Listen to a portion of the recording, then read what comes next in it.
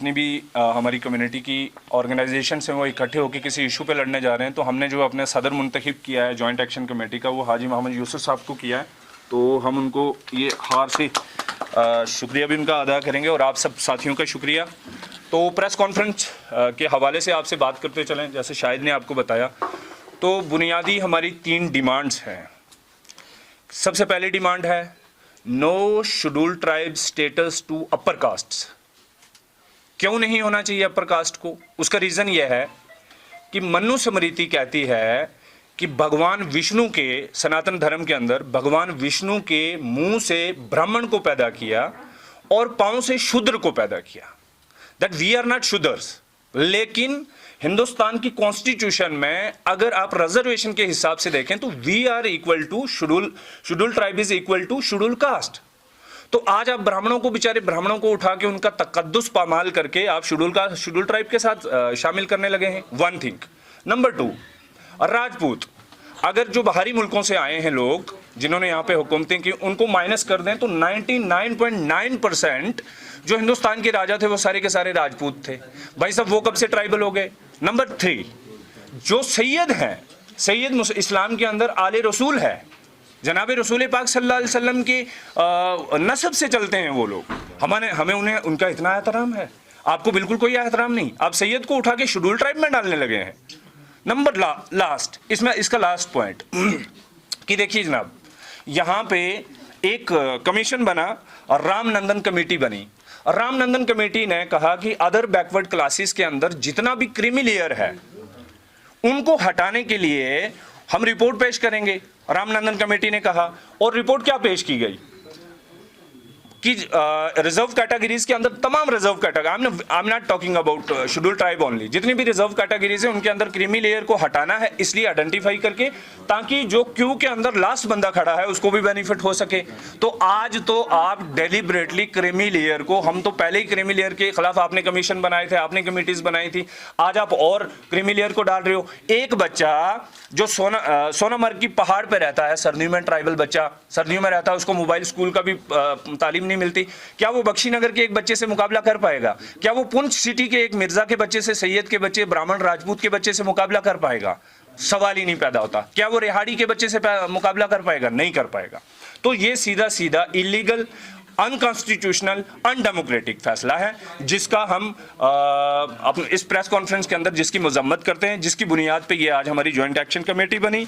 और जनाब देखें, ट्राइबल होने के 3-4 शराइत हैं। आप उन लोगों को ट्राइबल डिक्लेयर कर रहे हैं। जनाब सबसे पहले ट्राइबल होता है, उसकी सबसे पहली चीज है कि प्रिमिटिव ट्रेड्स होने चाहिए। आप आज भी खाना बदोश को देखते हैं, आपको कदीम इंसान याद आता है? आता ही कि नहीं?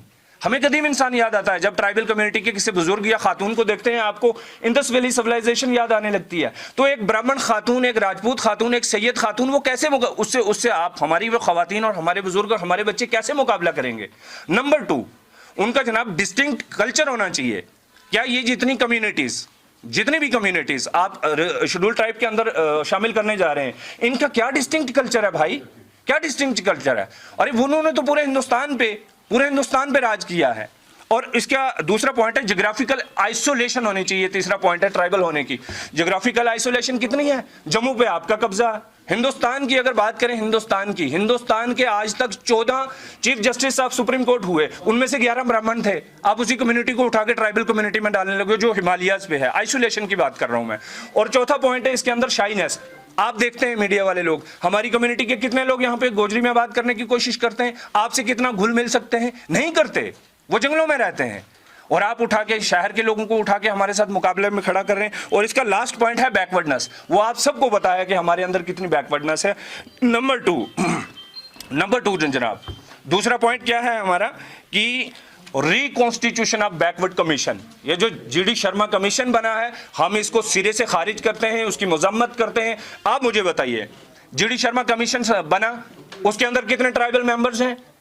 हमारे लिए कोई फैसला लेने के लिए आपने कमेटी बनाई तो कोई हमारी कम्युनिटी का भी फर्द होना चाहिए था ना। पीएससी के मेंबर्स हैं हमारे, आईपीएस ऑफिसर है, आईएएस ऑफिसर है, कोई रिटायर्ड बंदा उठा के आपको डाल लेना चाहिए था, आपने नहीं डाला। दूसरी बात मैं करता हूं, बैकवर्ड कमीशन में सिर्फ हम ही उसको मजम्मत नहीं कर रहे, हमसे पहले आरबीए के लोगों ने, जो आपने आरबीए को स्टक डाउन करके ओबीसी के अंदर 15 कम्युनिटीज डाल रहे हैं, वो सारे के सारे लोग शोर मचा रहे हैं कि भाई साहब हमारे साथ जुल्म हो गया। और मैं आपको एक बड़ी इंटरेस्टिंग चीज बताना चाहता हूं, यहां पे मारा मारी लगी हुई है, यहां पे पॉलिटिकल इंटरेस्ट के लिए लोगों को खड़ा किया, आप रिजर्वेशन मांगिए शेड्यूल ट्राइब में, लेकिन सैनी कम्युनिटी है जम्मू की, मैं उनको सलाम करता हूं, हम सारे उनको सलाम करते हैं, वो कम्युनिटी सड़कों पे प्रोटेस्ट कर रही है कि भाई हमें ओबीसी में क्यों डाल रहे हो, हमें नहीं चाहिए रिजर्वेशन। तो ये क्या खेल है? जिस कम्युनिटी को रिजर्वेशन नहीं चाहिए आप उसको जबरदस्ती रिजर्वेशन में डाल रहे हैं, जिनको चाहिए आप उनको खदेड़ रहे हैं। और एक चीज मैं और बताता हूं, जिसमें ये पिछले दिनों अमित शाह साहब ने कहा, ऑनरेबल होम मिनिस्टर साहब ने कहा कि किसी का कोई हिस्सा नहीं कटेगा। 2005 की जजमेंट है सुप्रीम कोर्ट की कि जनाब quota within quota, reservation within reservation का कोई प्रोविजन कॉन्स्टिट्यूशन के अंदर नहीं है। भाई साहब हमें रिजर्वेशन के तहत, शेड्यूल ट्राइब की रिजर्वेशन के तहत 7% सेंटर की अपॉर्चुनिटीज के अंदर 7% हमें मिलता है। वहां पे हमें लद्दाखियों से भी फाइट करनी है, वहां पे हमें गुरेजियों से भी फाइट करनी है, वहां पे हमें गद्दी और सिप्पी से भी फाइट करनी है, शीनाज से भी फाइट करनी है, गुजर बकरवाल कम्युनिटी तो फाइट सबसे कर ही रही है। 10% हमें जम्मू कश्मीर की अपॉर्चुनिटीज के अंदर है, चाहे वो कॉलेजेस स्कूल के अंदर एडमिशन के मसले हों, जॉब्स के मसले हों, रिजर्वेशन इन प्रमोशन तो आपने पहले से ही बंद कर रखी हुई है। तो ये सारा का सारा जो है, इसलिए हम जीडी शर्मा कमीशन को इनकार करते हैं और आपके जरिए से ये गुजारिश करते हैं, कि आखिरी हमारी डिमांड आज की प्रेस कॉन्फ्रेंस की और ये महाज बनाने की हमारी आखिरी डिमांड ये है कि proper implementation of forest right act होना चाहिए। Proper implementation. आपने 370 एब्रोगेशन के बाद बहुत दावे किए, बहुत ढोल पीटे, बहुत सारे अपने लोगों को लगा के जल से जुलूस करवाए कि हमने शेड्यूल ट्राइब के लिए जनाब यहाँ पे फॉरेस्ट राइट एक्ट लागू कर दिया। लेकिन आपने देखा पहलगाम के अंदर 11 ढारों को गिरा दिया गया जब फॉरेस्ट राइट एक्ट था यहाँ पे, जब ये था उसके बावजूद भी आपने ये सब कर दिया। अब उसके बाद हमारी डिमांड ये है कि फॉरेस्ट राइट एक्ट की इंप्लीमेंटेशन, प्रॉपर इंप्लीमेंटेशन हो। और तीसरे नंबर पे इसी के साथ जुड़ी हुई डिमांड हमारी कि हमारे ट्राइबल कम्युनिटी का, गुजर कम्युनिटी का आज तक सही सर्वे हुआ ही नहीं। कॉन्स्टिट्यूशन ऑफ इंडिया की प्रोविजन है कि प्रोपोर्शनल रिप्रेजेंटेशन मिलेगी, अगर हम 10 में से 5 हैं तो हमें 5% का हिस्सा मिलेगा।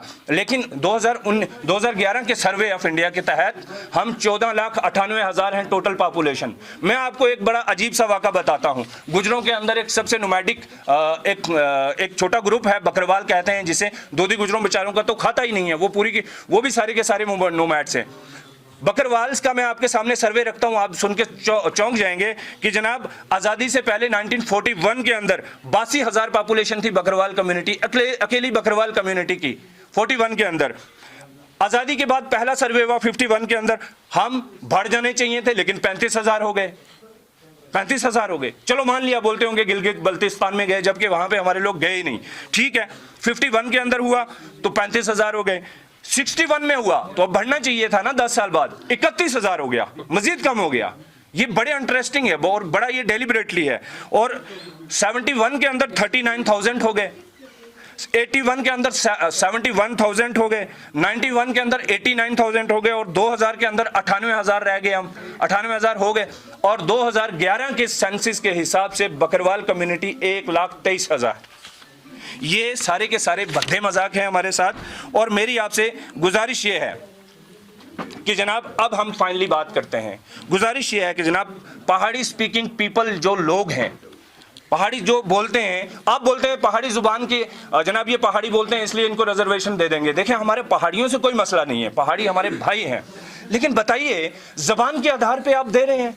जबान जनाब मैं संस्कृत कल को पीएचडी कर लूं, ये हमारे जाहिद साहब ने पीएचडी की हुई है पर्शियन में, कल को ये ईरान में जाके दावा ठोक दें कि भाई साहब आपकी जुबान में मैंने पीएचडी की है, मुझे यहाँ पे चीफ मिनिस्टर बना दो किसी रियासत का, या यहाँ पे प्राइम मिनिस्टर बना दो। ये तुक बनती है? बिल्कुल नहीं बनती। मैं संस्कृत सिंह के जम्मू कश्मीर के सबसे बड़े मंदिर रघुनाथ टेम्पल का जाके दावा ठोक दूं मुझे पुजारी बना दो, बना देंगे आप? नहीं बनाएंगे।